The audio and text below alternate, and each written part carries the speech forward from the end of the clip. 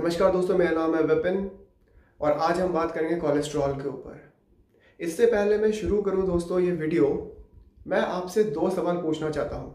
पहला, क्या cholesterol responsible है हार्ट डिजीज़ के लिए? इसका जवाब है नहीं। क्यों? ये रहा इसका प्रमाण। यूएस में ये रिसर्च हुई है जिसने ये साबित किया है कि कोलेस्ट्रॉल से हार्ट डिजीज़ नहीं हो सकती। अब दूसरा सवाल, क्या कोलेस्ट्रॉल कोई बीमारी है या कोई डिजीज़ है? जवाब है नहीं। अगर कोलेस्ट्रॉल डिजीज़ नहीं है, बीमारी नहीं है, तो हम इसकी दवाइयाँ क्यों ले रहे हैं? क्या कभी आपने ये सोचा है? इस पूरे दुनिया में 60% कोलेस्ट्रॉल की जो दवाइयाँ हैं वो भारत के लोग खाते हैं, रेस्ट 40% पूरी दुनिया खाती है। ऐसा क्यों? दोस्तों, मैं आपको तरीके बताऊंगा कि हाई कोलेस्ट्रॉल को हम कंट्रोल में कैसे लेके आ सकते हैं through natural and Ayurvedic use. लेकिन इससे पहले मैं आगे बढ़ूँ, मुझे आप लोगों को कुछ दिखाना है जो बहुत ज़्यादा इम्पॉर्टेंट है कोलेस्ट्रॉल के बारे में। इसको समझना बहुत ज़्यादा इम्पॉर्टेंट है। आइए जानते हैं। दोस्तों, अब ये समझिए कि मेरे हाथ में एक अंडा है। इस अंडे में से चूज़ा निकलेगा, लेकिन कैसे? ऐसी क्या साइंस है, ऐसी क्या चीज़ है जिसके वजह से एक अंडे में से एक चूजे का जन्म होगा? उसमें सबसे ज़्यादा मात्रा होती है कोलेस्ट्रॉल की। अब आप इंसान की तरफ आ जाओ। अगर यही कोलेस्ट्रॉल की कमी हो जाए शरीर में तो बहुत सारे हार्मोनल इम्बैलेंसेस होने चालू हो जाते हैं। बॉडी में बहुत दिक्कत होनी चालू हो जाती है जब आप वो दवाई खाते हैं कोलेस्ट्रॉल की। इसको और अच्छे से समझने के लिए थोड़ा सा और आगे बढ़ते हैं, साइंस के नज़रिए से और रिसर्च के नज़रिए से इसको समझते हैं। दोस्तों, एक साइंटिस्ट था mister Akira endo. Mister endo ने ही वो दवा बनाई थी, यानी स्टैटिन बनाई थी, जिससे कोलेस्ट्रॉल कम हो सकता था। ये रही इनकी तस्वीर। अब पहले तो आप लोगों को इन भाई साहब को हाथ जोड़ के नमस्ते करना है। क्यों करना है ये मैं आपको समझाऊंगा। 1976 में मिस्टर एंडो ने इस दवाई का इन्वेंशन किया था और 1980 में ये दवाई मिस्टर एंडो ने कहा कि ये दवाई लेने से कैंसर हो सकता है। अब इसका सबूत आप इस तरफ देखिए, एक स्नैपशॉट आएगा जिसमें ब्रिटिश मेडिकल जर्नल, ये एक बहुत ही बड़ी जर्नल है यूके की, जिसमें ये साबित किया गया है कि जी हाँ, ये हो सकता है। ये रही जर्नल दोस्तों, Meta analysis says low LDL cholesterol may be associated with greater risk of cancer. ये छपा है 26 जुलाई 2007 को। आप लोग चाहो, ये एक ओपन प्लेटफॉर्म है दोस्तों, आप लोग चाहो आप ब्रिटिश मेडिकल जर्नल में जाके इसकी वेरिफिकेशन कर सकते हो। और सबसे मज़े की बात तो ये है दोस्तों, जब मिस्टर एंडो से ये पूछा गया आपको भी हाई कोलेस्ट्रॉल है, आप क्यों नहीं इस दवाई को खुद लेते हैं, तो उन्होंने कहा नहीं, मैं ये दवाई नहीं लूँगा। इसका प्रमाण है ये वॉल स्ट्रीट जर्नल 2006 में छापी गई थी। और दोस्तों, 29 फरवरी 2012 को ये रिपोर्ट आपके सामने है, मैंने आपके लिए रेड लाइन उसमें ड्रॉ कर रखा, वो पढ़ सकते हैं। The warnings taking a statin may increase the odds of developing type 2 diabetes or suffering reversible memory loss or thinking problem। मतलब दोस्तों, अगर आप लोग ये स्टैटिन लेते हैं तो हो सकता है कि आपको टाइप 2 डायबिटीज़ भी हो, और जो हुआ भी है लोगों को। और ज़्यादातर लोग जिनको टाइप 2 डायबिटीज़ है उनको कोलेस्ट्रॉल की भी इशू रहती है, और मेमोरी लॉस यानी ब्रेन फंक्शन में भी दिक्कतें बढ़ सकती हैं। एक और बहुत इम्पॉर्टेंट रिपोर्ट आप लोगों के सामने दोस्तों, जो कि NHS UK से है, आप वेबसाइट में जा सकते हो, विच इज़ www.nhs.uk। इसमें ये बोला गया है, statins do not work for half of the people prescribed them. 16 अप्रैल 2019। मतलब क्या है इसका सिंपली ये मतलब दोस्तों, अगर आप 100 लोग हैं, आप 100 लोगों ने दवाई ली है, 100 में से 50 लोगों को इस दवाई से कोई बेनिफिट नहीं हुआ है। अब आप ये सोचिए, करोड़ों लोग खा रहे हैं तो कितनों को बेनिफिट हो रहा है और कितनों को नहीं हो रहा है। आप इस चीज़ को लॉजिकली सोचिएगा। अब आपके सामने एक और स्नैपशॉट या एक और पिक्चर आएगा दोस्तों, जिसमें मैं ये साबित करूँगा जब आप कोलेस्ट्रॉल की दवा लेते हैं तब बॉडी में क्या होता है।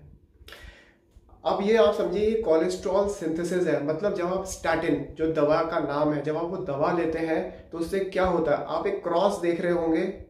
उस क्रॉस का मतलब क्या है, HMG CoA एंजाइम।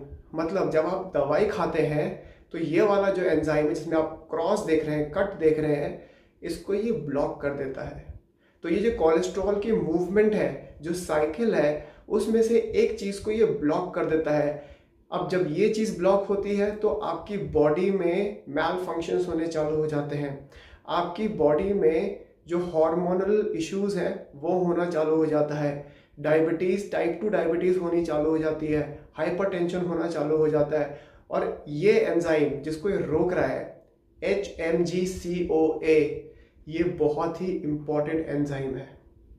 आपको मैं एक और चीज़ बताता हूँ दोस्तों, ये बहुत ही फनी चीज़ लगी मुझे।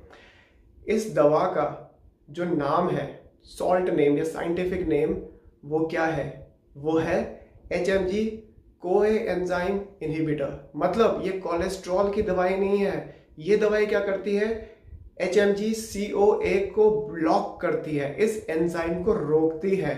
और क्योंकि इस एंजाइम को रोका जाता है, आपकी बॉडी में और तकलीफें भी चालू हो जाती हैं।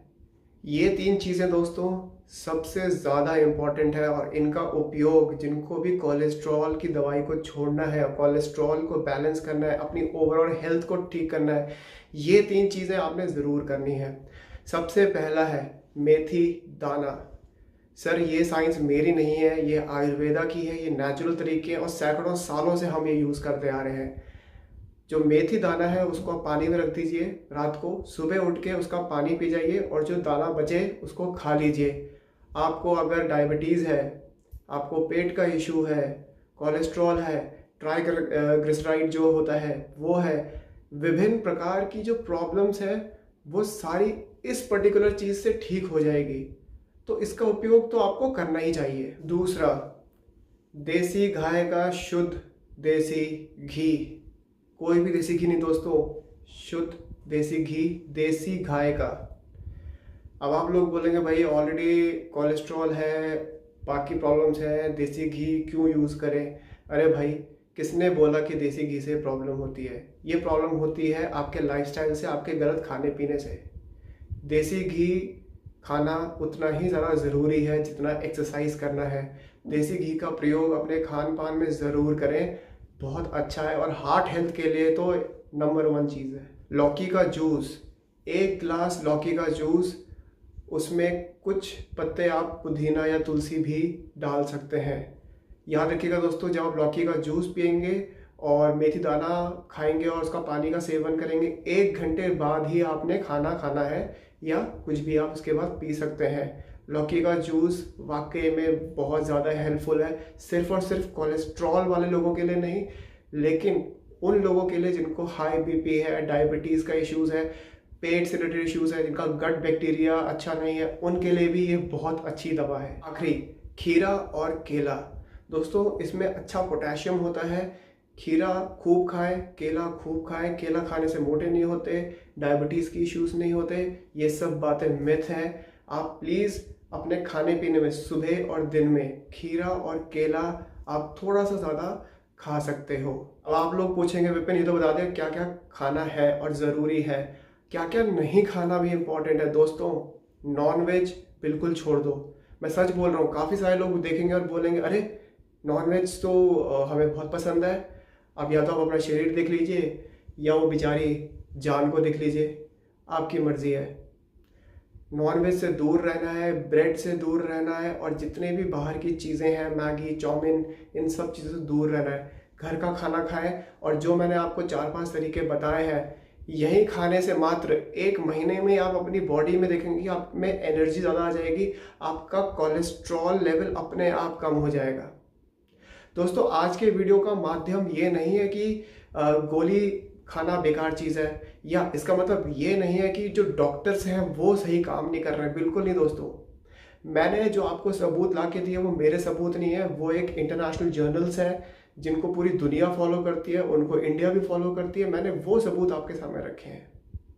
मेरा सिर्फ कहने का ये तात्पर्य है दोस्तों, जब ये कोई बीमारी नहीं है, कोलेस्ट्रॉल कोई डिजीज़ नहीं है, तो इसकी दवाई क्यों खानी है।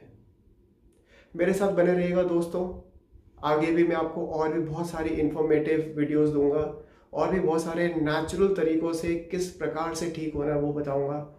लाइक और सब्सक्राइब ज़रूर करें, आपके प्यार की बहुत ज़्यादा ज़रूरत है। आज्ञा दीजिए। जय माँ भारती।